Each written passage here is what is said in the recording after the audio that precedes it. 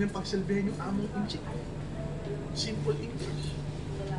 Kung marirekat mo sila, sila pwede mag-pioneer sa Indonesia. Yun yung challenge ko kay Rich Belda.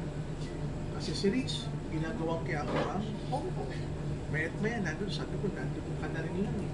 Yung market mo, nasa central eh. Kunting lakad na lang. Swimming, nandun na sila.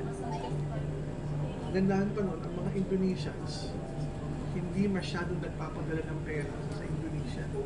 So yung pera, hawak nila. Hindi katulad ng mga Pilipino sa Hong Kong. Yung sweldo, katapusan, isenas katapusan, gusto ko po, 90% madala ng Pilipinas. Gamot ni tatay, pelikula ni Junior, kuryente, gasolina. Lahat, binabayaran, nakikita sa kanila, konti lang. Indonesia baliktad. Majority, hawak nila yung pera. So kung may pay-in ka, kaya magbayad. So, international expansion. Wala kami nakikita company na gumagawa other than us. Yung mga company sumunod, yun, awan ng Diyos, sarado na sila. Ano pa yung isa? Ito yung masaya.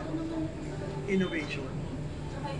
Guys, sino mag-aakala? 2.5 years ago, maglalabas tayo ng digital insurance. Na ngayon, ang benta natin billion.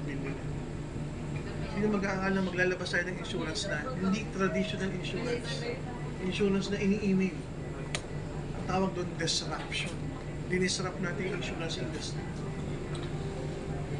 Future ng OBI.